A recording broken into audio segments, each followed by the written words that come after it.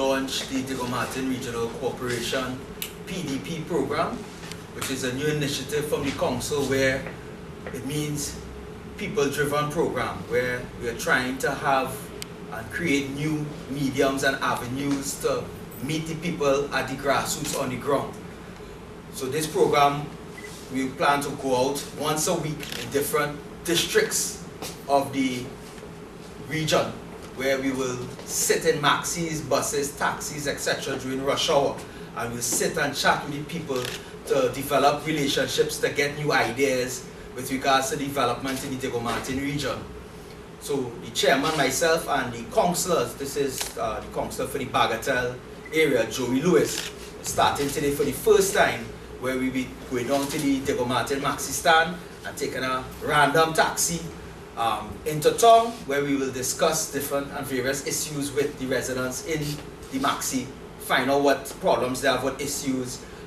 One of the things that we have noticed so far with the people of Diego Martin is when they have issues, they also come with solutions. So we also want to work with them to find out what ideas and solutions they may have for problems. We've already opened up a number of new mediums of advertising and communication, where we have, for the first time, a Twitter page, Instagram. We have a phone where you can text, BBM, WhatsApp. We have a YouTube account. And we have revamped the website and our Facebook page, where we have we started when the new council came in at 100 plus. Now we are almost at 700 members, likes on Facebook. So we document everything, we use them to document, but more importantly to showcase the work that the council is doing, and also to get feedback from the residents of the region.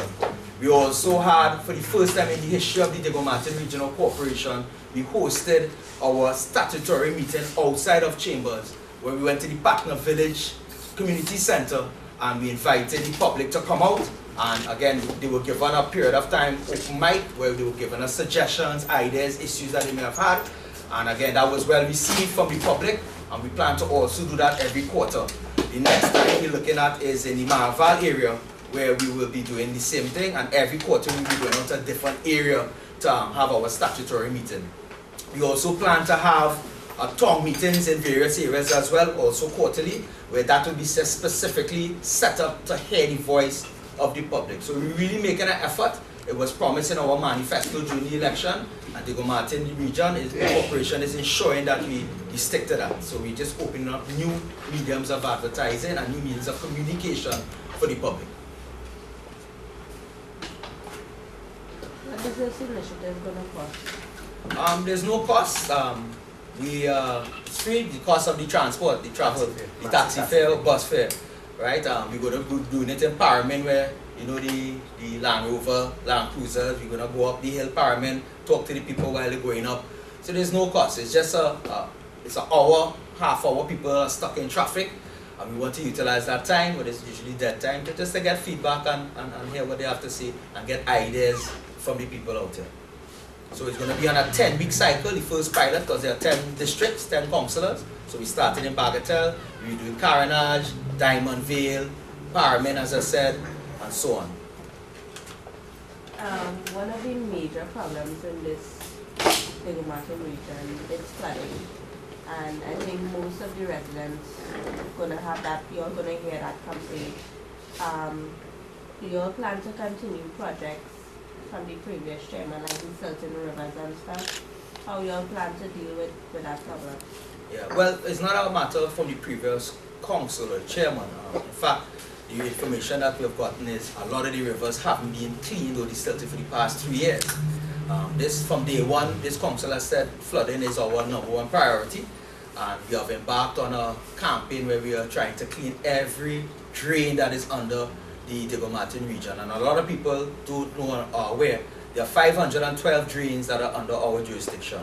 The Diego Martin River, the Maraval River, and the main water courses are under the new Ministry of Water and Environmental Resources, which is under the Minister Ganga Singh.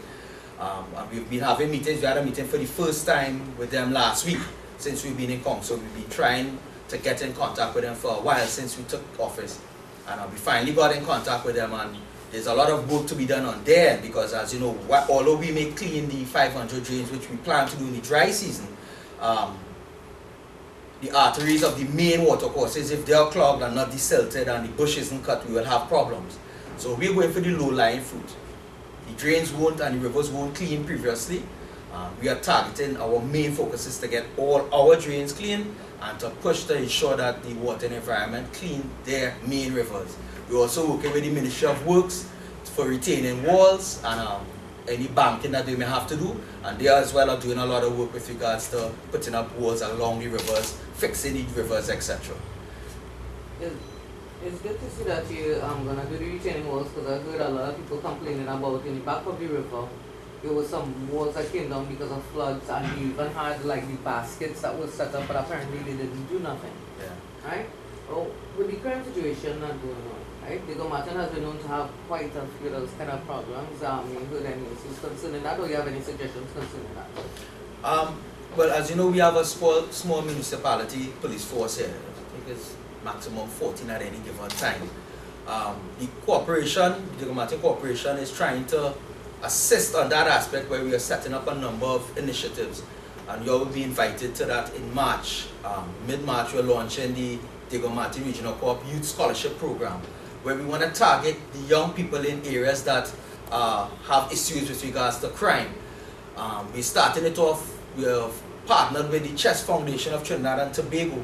As you all know, chess is a sport, actually it's a sport that assists with decision making. And they are coming into the Carenage area, the community center, to give 6 free weeks of teaching young people in the schools, the teachers, the parents, how to play chess. And our intention is at the end of the 6 weeks is to give them the equipment, the boards, the pieces, etc., for they can set up a club. And every 6 weeks we're going to be moving this program throughout the region. We're going to be doing it up in Covine, in Maraval, in various areas that are considered hotspots to get the young people learning chess.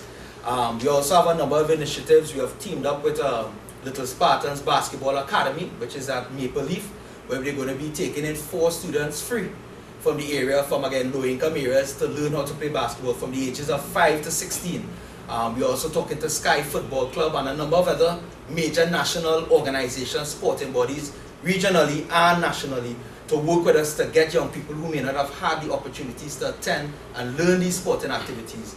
We're also dealing with culture, where we're talking to a number of PAN associations and music bodies, and we're already lining up to have a tutoring system where essay exam students and below we're going to have a homework center that we plan to set up. So we're in talks right now, but the launch of the entire program will be in March, 2 weeks after Carnival, I think the 15th, which the media and the public will get full briefing with regards to the corporation thinking of how we're going to deal with crime. We're trying to deal with it working with the young people.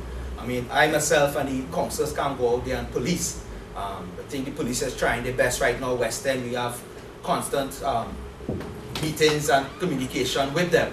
But again, we're going to try and do our way. The corporation is not just about paving roads and box streets. We really want to get the human side. Diego Martin, once it rains, people panic.